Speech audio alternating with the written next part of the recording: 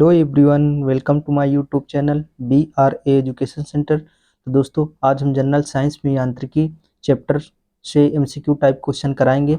आप किसी भी वनडे एग्जाम की तैयारी कर रहे हो, चाहे यूपी पुलिस हो, SSC का कोई एग्जाम हो या बैंकिंग, रेलवे, आप किसी भी कॉम्पिटिटिव एग्जाम की तैयारी कर रहे हो तो आपके लिए ये वीडियो बहुत ही हेल्पफुल साबित होगी। तो चलिए, जनरल साइंस हम करा रहे हैं, इसमें यांत्रिकी से MCQ आज कराएंगे। बहुत ही शानदार टॉपिक है जिससे कि हर एक एग्जाम में क्वेश्चन पूछा जाता है। तो चलिए स्टार्ट करते हैं।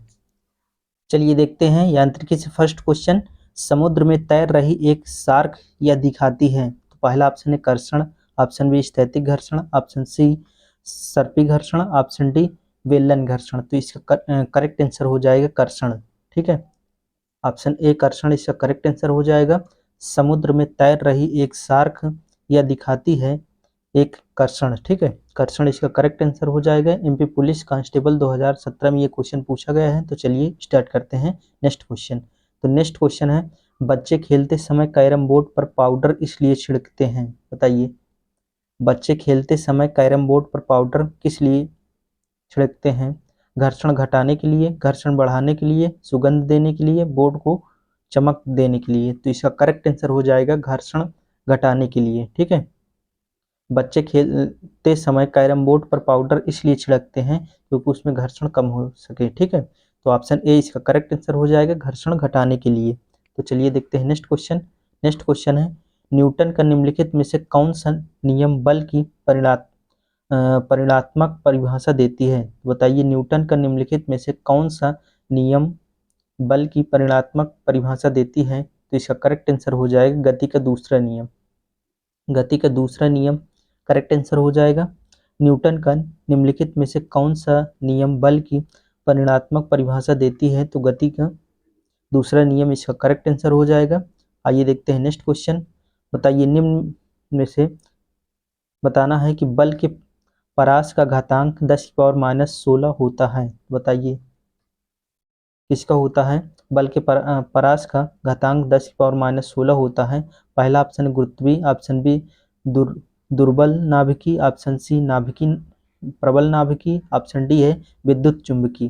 तो इसका करेक्ट आंसर हो जाएगा दुर्बल नाभिकी। ठीक है, दुर्बल नाभिकी इसका करेक्ट आंसर हो जाएगा। SSC CGL प्री 2022 में ये क्वेश्चन पूछा गया है कि किसके बल के परास का घातांक 10⁻16 होता है? तो दुर्बल नाभिकी इसका करेक्ट आंसर हो जाएगा। चलिए देखते हैं नेक्स्ट क्वेश्चन। नेक्स्ट क्वेश्चन है, किसके अनुसार उस क्षेत्र के द्वारा विभाजित बल के बराबर है जिस पर यह कार्य करता है?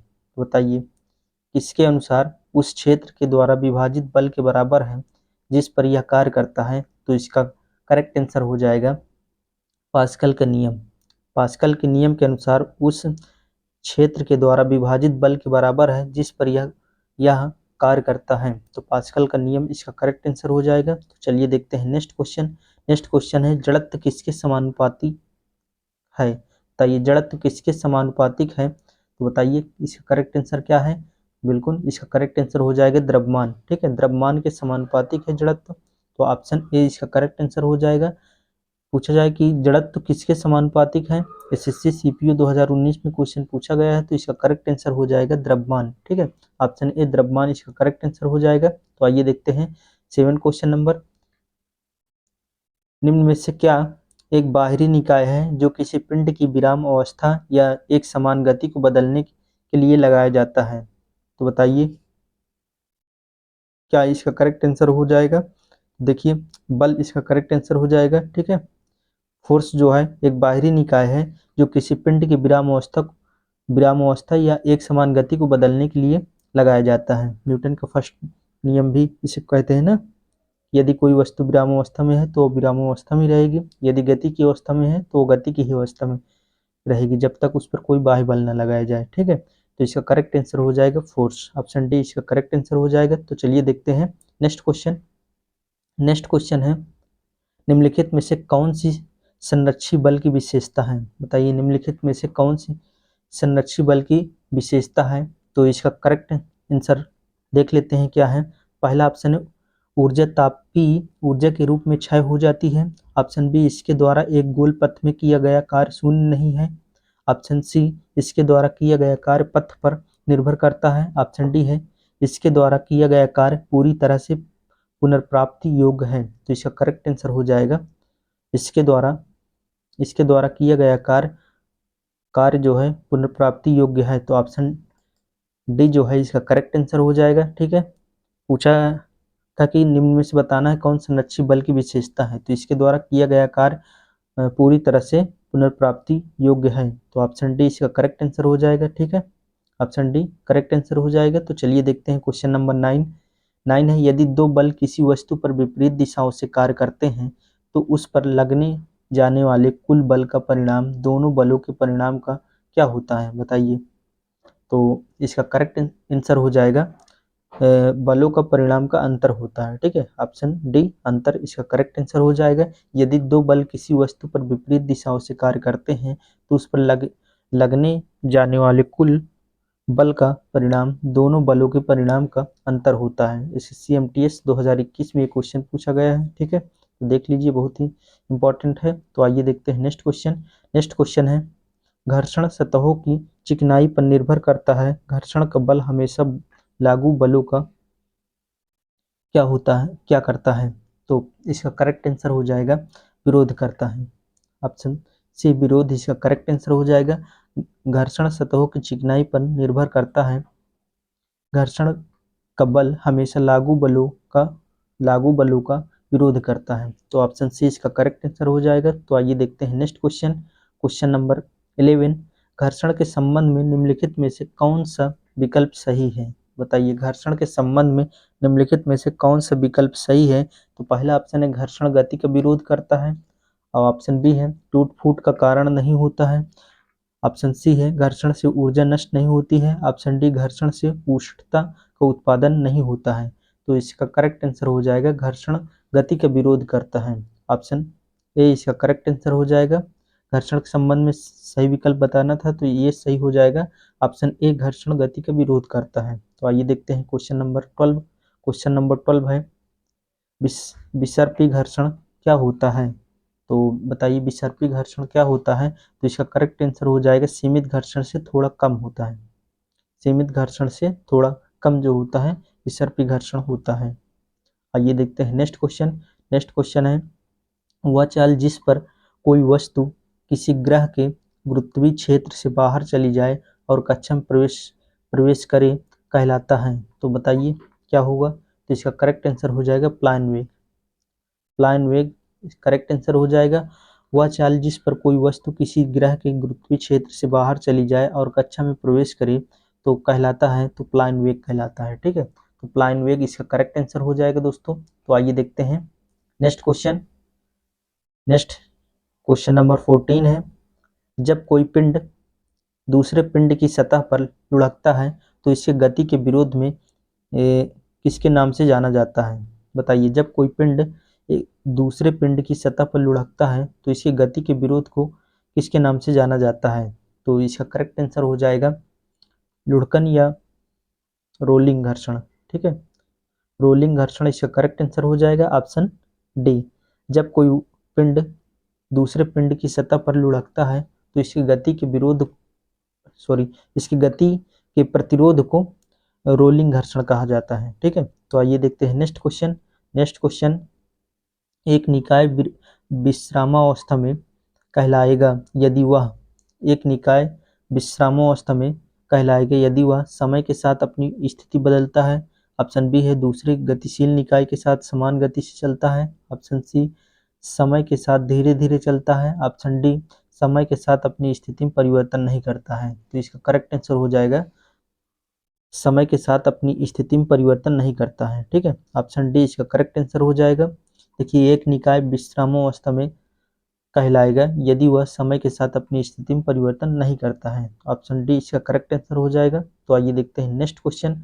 यदि कोई वस्तु स्थित है या निश्चित वेग से एक सीधी रेखा पर गति कर रही है, तो यदि उस पर कोई बाह्य बल नहीं लगाया जाए तो वह अपनी प्रारंभिक अवस्था में ही बनी रहती है। यह कथन किसका है, तो बताइए यह कथन किसका है। तो इसका करेक्ट आंसर हो जाएगा न्यूटन का गति का प्रथम नियम है। ये न्यूटन का गति का प्रथम नियम है। तो चलिए देखते हैं नेक्स्ट क्वेश्चन। नेक्स्ट क्वेश्चन है, निम्न में से कौन सा नियम रॉकेट प्रणोदन में शामिल होता है? बताइए, रॉकेट प्रणोदन में कौन सा नियम शामिल है? तो इसका करेक्ट आंसर हो जाएगा न्यूटन का गति का तीसरा नियम। ठीक है, न्यूटन की गति का तीसरा नियम इसका करेक्ट आंसर हो जाएगा। तो ऑप्शन सी इसका correct answer. Bihar SI mains 2018 में ये क्वेश्चन पूछा गया है। चलिए देखते हैं नेक्स्ट क्वेश्चन। नेक्स्ट क्वेश्चन है, 72 किलोमीटर प्रति घंटा के वेग का अर्थ है? बताइए, 72 किलोमीटर प्रति घंटा के वेग का अर्थ है, देखिए इसको मीटर पर सेकंड में चेंज करना है, तो मीटर पर सेकंड में चेंज करने के लिए आप जो है 5/18 से, ये 5/18 से इसमें 72 और 5/18 से इसको गुणा कर दीजिए, तो 18 चौक 72 हो जाएगा, तो 5 चौक 20, तो इसका करेक्ट आंसर हो जाएगा 20 मीटर पर सेकंड। ठीक है, 20 मीटर पर सेकंड इसका करेक्ट आंसर हो जाएगा। ऑप्शन 18 का ऑप्शन सी हो जाएगा। ठीक है, अगर मीटर पर सेकंड को किलोमीटर प्रति घंटा में चेंज करना है तो इसको 18/5 से गुणा कर देंगे। ठीक है, तो चलिए देखते हैं नेक्स्ट क्वेश्चन। नेक्स्ट क्वेश्चन है, यदि किसी पाइप का क्रॉस सेक्शन एरिया बढ़ाया जाता है तो द्रव प्रवाह की गति क्या होगा? घटेगी, समान रहेगी, शून्य हो जाएगी, बढ़ेगी? तो बताइए क्या होगा? तो इसका करेक्ट आंसर हो जाएगा घटेगी। ठीक है, ऑप्शन ए घटेगी। यदि किसी पाइप का क्रॉस सेक्शन एरिया बढ़ाया जाता है तो द्रव प्रवाह की गति जो है घटेगी। तो आइए देखते हैं नेक्स्ट क्वेश्चन। नेक्स्ट क्वेश्चन है, त्वरण किसके परिवर्तन की दर के बराबर है? बताइए, त्वरण किसके परिवर्तन की दर के बराबर है? तो इसका करेक्ट आंसर हो जाएगा वेग के परिवर्तन की दर के बराबर है। ठीक है, तो 20 का हो जाएगा ऑप्शन सी वेग।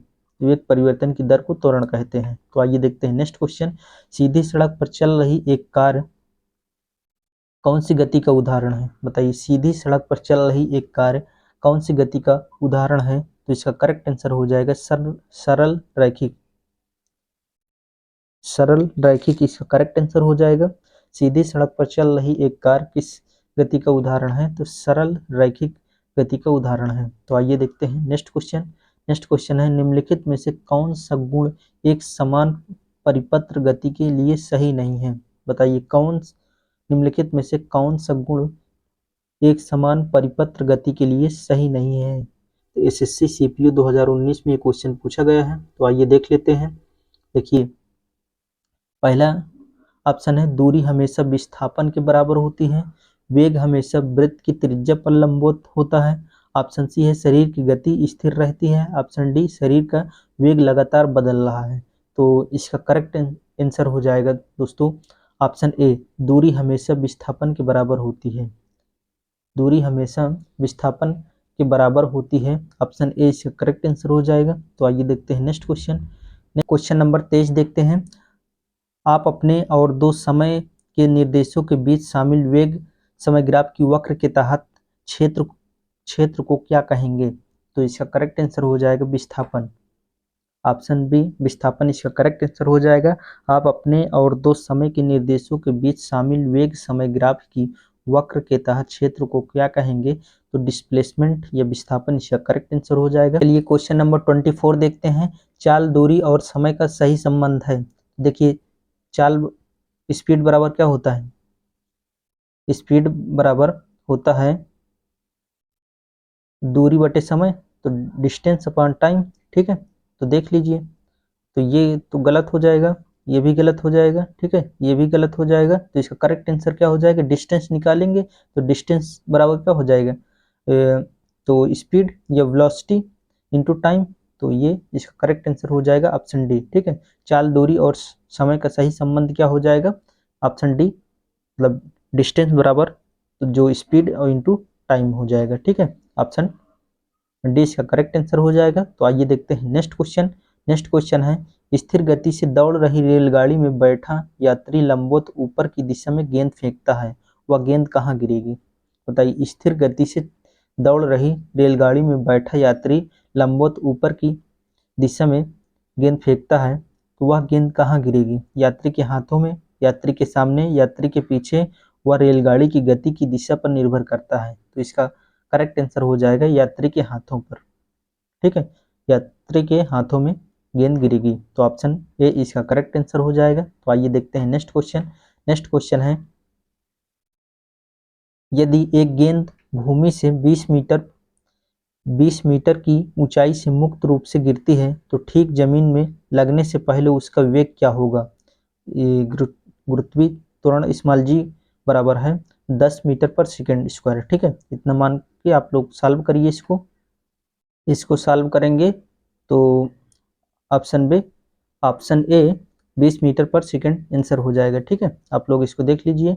चलिए देखते हैं नेक्स्ट क्वेश्चन। नेक्स्ट क्वेश्चन है काटने और वेधन उपकरण इसलिए तीक्ष्ण किए जाते हैं। बताइए, काटने और वेधन उपकरण इसलिए तीक्ष्ण किए जाते हैं, इसलिए बताइए आप लोग। ये 4 ऑप्शन दिया हुआ है। लगाए गए बल को बढ़ाने, गति में परिवर्तन लाने, ऑप्शन सी क्षेत्र को कम करने और दाब बढ़ाने, ऑप्शन डी है क्षेत्र बढ़ाने और दाब कम करने। तो इसका करेक्ट आंसर हो जाएगा ऑप्शन सी क्षेत्र को कम करने और दाब बढ़ाने। ऑप्शन सी इसका करेक्ट आंसर हो जाएगा। ठीक है, तो आइए देख लेते हैं नेक्स्ट क्वेश्चन। नेक्स्ट क्वेश्चन है उच्च पहाड़ों के शीर्ष पर वायुमंडलीय दाब क्या होता है। बताइए, उच्च पहाड़ों के शीर्ष पर वायुमंडलीय दाब बढ़ता है, स्थिर रहता है, घटता है, फिर बढ़ता है, घटता है। ये 4 ऑप्शन दिया हुआ है, तो इसका करेक्ट आंसर हो जाएगा घटता है। ठीक है, उच्च पहाड़ों के शीर्ष पर वायुमंडलीय दाब जो है ये घटता है। ऑप्शन डी इसका करेक्ट आंसर हो जाएगा। तो आइए देख लेते हैं नेक्स्ट क्वेश्चन। नेक्स्ट क्वेश्चन है पृथ्वी पर आदमी द्वारा लगाया गया दाब न्यूनतम होता है जब वह दोनों पैरों को मोड़ के बैठता है, ऑप्शन बी नींद की स्थिति में लेटता है, ऑप्शन सी दोनों पैरों पर खड़ा होता है, ऑप्शन डी एक पैर पर खड़ा होता है। तो पृथ्वी पर आदमी द्वारा लगाया गया दाब न्यूनतम होता है जब वह, इसका करेक्ट आंसर हो जाएगा नींद की स्थिति में लेटता है। ऑप्शन बी इसका करेक्ट आंसर हो जाएगा। नींद की स्थिति में जब वो लेटता है तो उसका जो दाब होगा न्यूनतम होगा। ठीक है, ऑप्शन बी इसका करेक्ट आंसर हो जाएगा। तो आइए देख लेते हैं नेक्स्ट क्वेश्चन। नेक्स्ट क्वेश्चन है इकाई सतह क्षेत्रफल पर लंबवत लगने वाला बल निम्नलिखित है। बताइए, इकाई सतह क्षेत्र पर लंबवत लगने वाला बल निम्नलिखित में से किसे परिभाषित करता है। तो इसका करेक्ट आंसर हो जाएगा दाब। ठीक है, प्रेशर को परिभाषित करता है। ऑप्शन सी इसका करेक्ट आंसर हो जाएगा। तो आइए देख लेते हैं नेक्स्ट क्वेश्चन दोस्तों। नेक्स्ट क्वेश्चन है 31 है, यदि वायुमंडलीय दाब पारे के 76 सेंटीमीटर सामान्य दाब से कम हो तो पानी किस तापमान पर उबलेगा। बताइए, पानी किस तापमान पर उबलेगा। तो इसका करेक्ट आंसर हो जाएगा 100 डिग्री सेल्सियस से कम तापमान पर। 100 डिग्री सेल्सियस से कम तापमान पे ये पानी उबलेगा। ठीक है, यदि वायुमंडलीय दाब के पारे के 76 सेंटीमीटर सामान्य दाब से कम हो तो पानी 100 डिग्री सेल्सियस से कम तापमान पर उबलेगा। तो आइए देख लेते हैं नेक्स्ट क्वेश्चन। नेक्स्ट क्वेश्चन है निम्न में से कौन सा समीकरण भौतिकी में दाब को दर्शाता है। तो बताइए, दाब बराबर क्या होता है, बल अपान क्षेत्रफल। तो ऑप्शन बी इसका करेक्ट आंसर हो जाएगा। यही पूछा है कि दाब को दर्शाता है, मतलब दाब का फार्मूला क्या होता है, प्रेशर होता है फोर्स अपान एरिया। तो ऑप्शन बी इसका करेक्ट आंसर हो जाएगा। तो आइए देख लेते हैं नेक्स्ट क्वेश्चन। बैरोमीटर का इस्तेमाल निम्न में से किससे मापने के लिए किया जाता है। बताइए, बैरोमीटर का इस्तेमाल निम्न में से किसे नापने के लिए किया जाता है। तो इसका करेक्ट आंसर हो जाएगा वायुमंडलीय दाब को नापने के लिए। बैरोमीटर का यूज जो है वायुमंडलीय दाब को मापने के लिए यूज किया जाता है। तो आइए देख लेते हैं नेक्स्ट क्वेश्चन। नेक्स्ट क्वेश्चन है दाब का मान प्राप्त करने के लिए आप द्रव में प्रणोद को किससे विभाजित करते हैं। बताइए, दाब का मान प्राप्त करने के लिए आप प्रणोद में किससे भाग देते हैं। तो इसका करेक्ट आंसर हो जाएगा क्षेत्रफल से। ठीक है, क्षेत्रफल से भाग देते हैं तो दाब प्राप्त होता है। प्रेशर बराबर होता है फोर्स अपॉन एरिया, तो इसलिए इसका करेक्ट आंसर हो जाएगा क्षेत्रफल। 34 का बी ऑप्शन करेक्ट हो जाएगा। तो आइए देख लेते हैं नेक्स्ट क्वेश्चन। नेक्स्ट क्वेश्चन है समान वायुमंडलीय दबाव और 45 डिग्री अक्षांश पर समुद्र तल पर बर्फ का गलनांक कितना होता है। बताइए, बर्फ का गलनांक कितना होता है। तो इसका करेक्ट आंसर हो जाएगा 273.16 केल्विन। 273.16 केल्विन इसका करेक्ट आंसर हो जाएगा। समान वायुमंडलीय दबाव और 45 डिग्री अक्षांश पर समुद्र तल पर बर्फ का गलनांक कितना होता है। तो 273.16 केल्विन जो है करेक्ट आंसर हो जाएगा। तो आइए देख लेते हैं नेक्स्ट क्वेश्चन। नेक्स्ट क्वेश्चन है किस प्रक्रिया से लालटेन या लैंप की बत्ती से तेल ऊपर चढ़ता है? बताइए किस प्रक्रिया से लालटेन या लैंप की बत्ती से तेल ऊपर चढ़ता है? तो इसका करेक्ट आंसर हो जाएगा किसी का कैपिलरी के कारण जो है तेल चढ़ता है। ठीक है, ऑप्शन बी इसका करेक्ट आंसर हो जाएगा, 36 का बी। तो आइए देख लेते हैं नेक्स्ट क्वेश्चन। नेक्स्ट क्वेश्चन है, एक क्षैतिज धरातल पर रखी एक द्रव की बूंद पर लगने वाले बल हैं। तो बताइए एक क्षैतिज धरातल पर रखी एक द्रव की बूंद पर लगने वाले बल हैं, तो इसका करेक्ट आंसर हो जाएगा पृष्ठीय तनाव के कारण और गुरुत्व के कारण, ये दोनों हो जाएगा। ठीक है, ऑप्शन सी इसका करेक्ट आंसर हो जाएगा।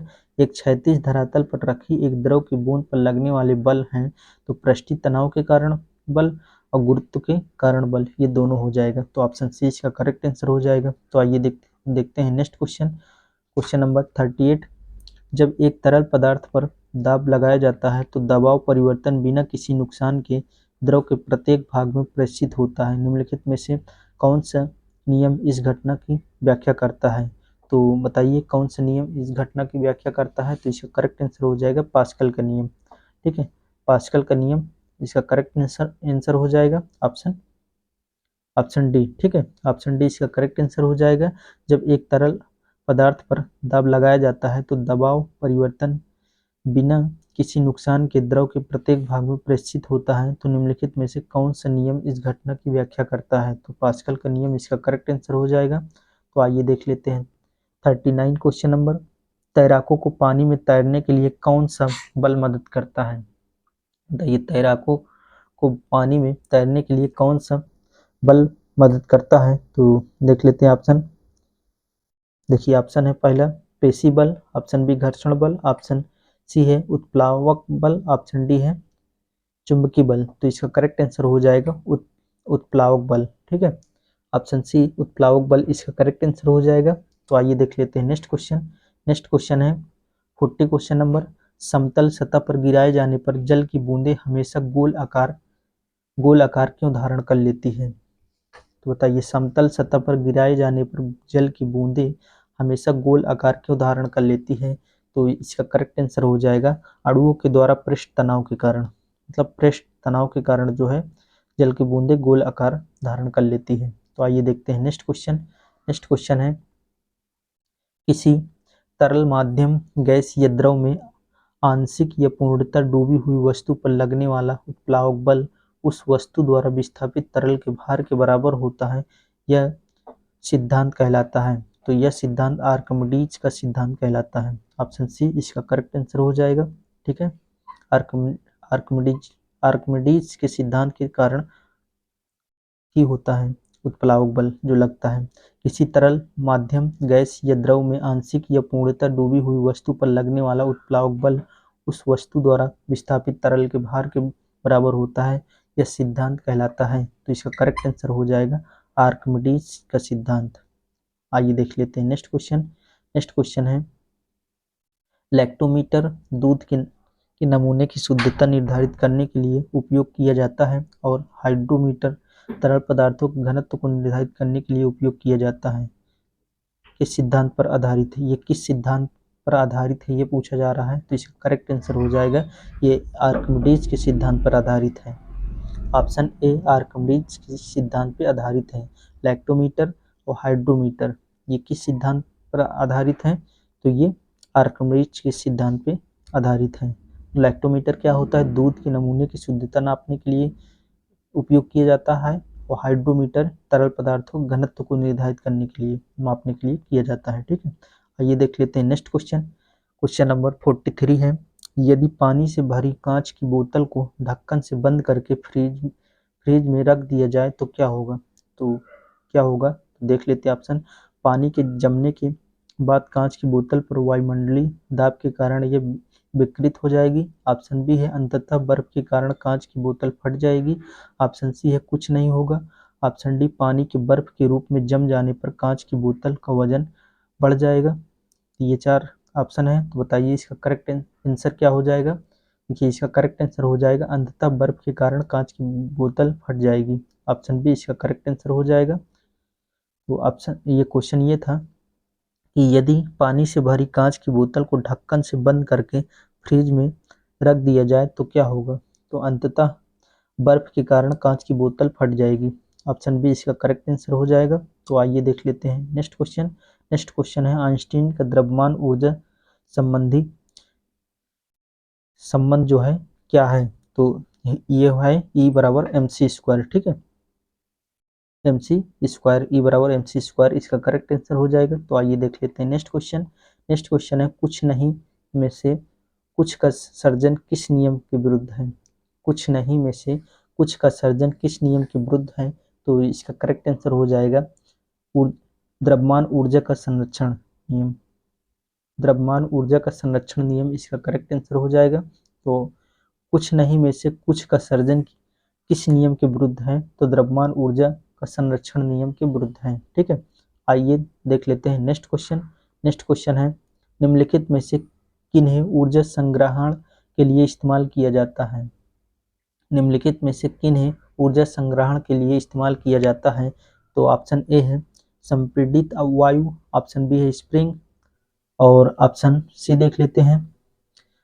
ऑप्शन सी है बैटरी, ऑप्शन डी है संधारित्र।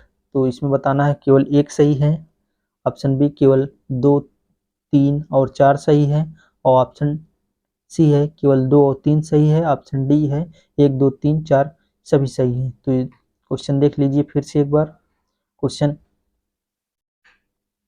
ये है कि निम्नलिखित में से किन्हें ऊर्जा संग्रहण के लिए इस्तेमाल किया जाता है? तो पहले संपीड़ित वायु, ऑप्शन बी स्प्रिंग, और फिर है ऑप्शन बैटरी, और ऑप्शन फोर्थ है संधारित्र। तो इसका करेक्ट आंसर हो जाएगा ये चारों सही है। ठीक है, 1, 2, 3, 4 ये सभी सही हैं।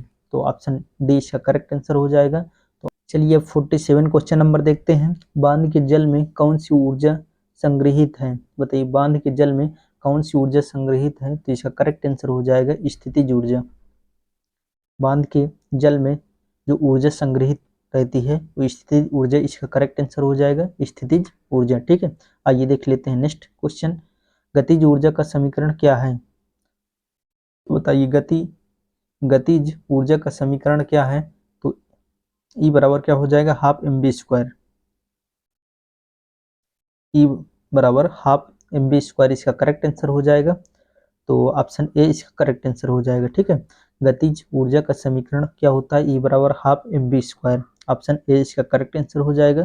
चलिए देखते हैं नेक्स्ट क्वेश्चन। क्वेश्चन नंबर 49, ऊर्जा और सन्निहित के बीच संबंध किसने स्थापित किया था?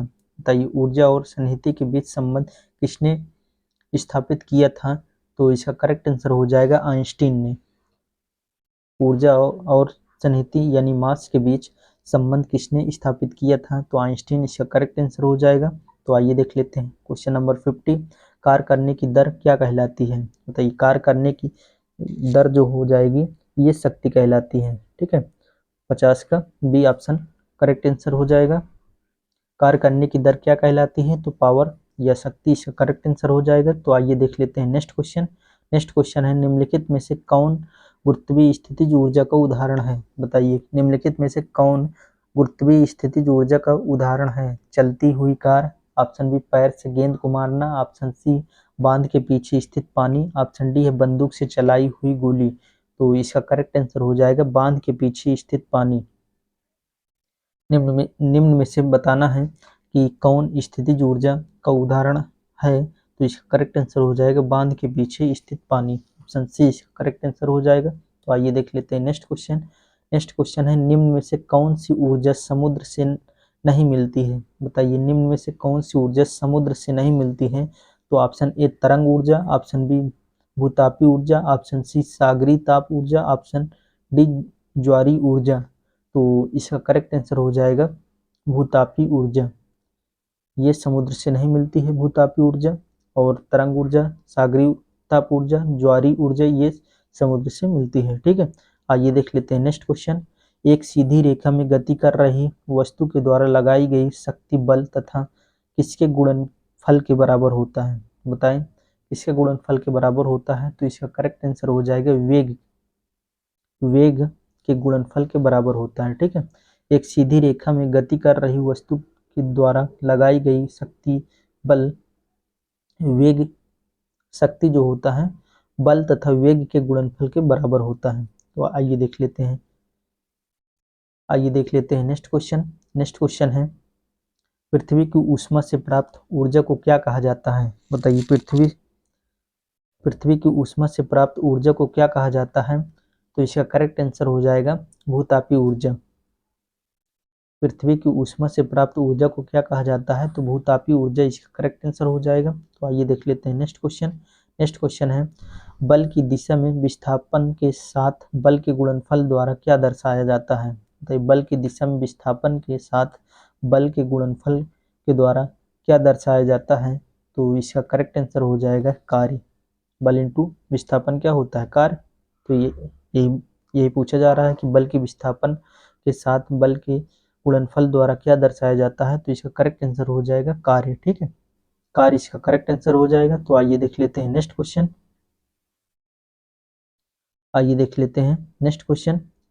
नंबर 56 है यांत्रिक स्थितिज ऊर्जा और किसकी ऊर्जा का योग है? बताइए, यांत्रिक स्थितिज ऊर्जा जो है यांत्रिक स्थितिज ऊर्जा और किसके ऊर्जा का योग है? ऑप्शन ए गतिज ऊर्जा, ऑप्शन बी है गर्मी, ऑप्शन सी है विद्युत, ऑप्शन डी है रासायनिक। तो इसका करेक्ट आंसर हो जाएगा गतिज ऊर्जा। यांत्रिकी जो है स्थितिज ऊर्जा और गतिज ऊर्जा का योग है। ऑप्शन ए इसका करेक्ट आंसर हो जाएगा। तो आइए देख लेते हैं नेक्स्ट है नींबू निचोड़ने की मशीन का उदाहरण है। बताइए, नींबू निचोड़ने की मशीन किसका उदाहरण है? तो इसका करेक्ट आंसर हो जाएगा द्वितीय श्रेणी का उत्तोलक है। नींबू निचोड़ने की मशीन जो है द्वितीय श्रेणी का उत्तोलक है। तो ऑप्शन बी इसका करेक्ट आंसर हो जाएगा। तो आइए देख लेते हैं नेक्स्ट है किसी पिंड की गतिज ऊर्जा और स्थितिज ऊर्जा उसकी कौन सी ऊर्जा के घटक हैं? बताइए, किसी पिंड की गतिज ऊर्जा और स्थितिज ऊर्जा उसकी कौन सी ऊर्जा के घटक हैं? तो इसका करेक्ट आंसर हो जाएगा यांत्रिक ऊर्जा के घटक हैं। ठीक है, यांत्रिक ऊर्जा के घटक इसका करेक्ट आंसर हो जाएगा। किसी पिंड की गतिज और स्थितिज ऊर्जा उसकी यांत्रिक ऊर्जा के घटक हैं। तो ऑप्शन सी इसका करेक्ट आंसर हो जाएगा। एसएससी एमटीएस 2021 में क्वेश्चन पूछा गया है दोस्तों। ठीक है, यदि हमारे चैनल से पहली बार जुड़ रहे हैं तो वीडियो को लाइक कर दीजिए और चैनल को सब्सक्राइब कर लीजिए, जिससे आपको हमारी नई वीडियो प्राप्त होती रहे। तो आइए देखते हैं नेक्स्ट क्वेश्चन 59 है एक सरल लोलक 40 दोलन को पूरा करने के लिए 20 सेकंड का समय लेता है। तो लोलक की समय अवधि क्या है? बताइए, एक सरल लोलक 40 दोलन को पूरा करने के लिए 20 सेकंड का समय लेता है। तो लोलक की समय अवधि क्या हो जाएगी? तो इसका करेक्ट आंसर हो जाएगा 1/2। ठीक है, 1/2 हाफ सेकंड इसका करेक्ट आंसर हो जाएगा। तो आइए देखते हैं नेक्स्ट क्वेश्चन है निम्नलिखित में से किस वस्तु की गति आवर्ती गति के रूप में मानी जाती है? निम्नलिखित में से किस वस्तु की गति आवर्ती गति के रूप में मानी जाती है? तो ऑप्शन ए है उड़ता हुआ पक्षी, ऑप्शन बी है हवाई जहाज, ऑप्शन सी रेलगाड़ी, ऑप्शन डी लोलक। तो इसका करेक्ट आंसर हो जाएगा लोलक। पेंडुलम लोलक इसका करेक्ट आंसर हो जाएगा। निम्नलिखित में से किस वस्तु की गति आवर्ती गति के रूप में मानी जाती है? तो इसका करेक्ट आंसर हो जाएगा लोलक। ऑप्शन डी इसका करेक्ट आंसर हो जाएगा। तो चलिए देखते हैं नेक्स्ट क्वेश्चन है 61 गति जो कुछ समय के बाद खुद को दोहराती है उसे कौन सी गति कहा जाता है? गति जो कुछ समय के बाद खुद को दोहराती है उसे कौन सी गति कहा जाता है? तो इसका करेक्ट आंसर हो जाएगा आवधिक गति। ऑप्शन बी इसका करेक्ट आंसर हो जाएगा आवधिक गति। ठीक है, तो आइए देखते हैं नेक्स्ट क्वेश्चन है एक साधारण लोलक की समय सीमा किस पर निर्भर करती है? एक साधारण लोलक की समय सीमा किस पर निर्भर करती है? तो इसका करेक्ट आंसर हो जाएगा लोलक की लंबाई पर। इसका करेक्ट आंसर हो जाएगा ऑप्शन ए। ठीक है, एक साधारण लोलक की समय सीमा किस पर निर्भर करती है? तो इसका करेक्ट आंसर हो जाएगा लोलक की लंबाई पर। तो आइए देख लेते हैं नेक्स्ट क्वेश्चन। ठीक है, नेक्स्ट क्वेश्चन है सीसा में किस सरल मशीन का उपयोग किया जाता है? बताइए सीसा में किस सरल मशीन का उपयोग किया जाता है? तो इसका करेक्ट आंसर हो जाएगा उत्तोलक का। उत्तोलक इसका करेक्ट आंसर हो जाएगा। सीसा में किस सरल मशीन का उपयोग किया जाता है? तो उत्तोलक इसका करेक्ट आंसर हो जाएगा। तो आइए देख लेते हैं नेक्स्ट क्वेश्चन, और ये अंतिम क्वेश्चन है। तो जो लास्ट क्वेश्चन में आप लोगों से आंसर पूछता हूँ, इसका आंसर आप लोग कमेंट बॉक्स में दीजिए। तो क्वेश्चन ये है, निम्नलिखित में से कौन सा विकल्प क्लास सेकंड का लीवर का उदाहरण है? बताइए, द्वितीय लीवर का उदाहरण कौन सा है? व्हील बैरो, फोर्सेप, टॉन्ग्स, नाइफ। ठीक है, इनमें से बताइए कौन द्वितीय उत्तोलक है? तो ये 4 ऑप्शन दिया हुआ है, तो आप लोग बताएं इसमें कौन सा इसका आंसर होगा। कमेंट बॉक्स में आंसर दीजिए। और वीडियो यदि आप लोगों को अच्छी लगी हो दोस्तों, तो वीडियो को लाइक और चैनल को सब्सक्राइब जरूर कर लें। तो मिलते हैं इसी प्रकार शानदार जानकारी और अपडेट लेकर नेक्स्ट वीडियो में। तब तक के लिए जय हिंद, जय भारत।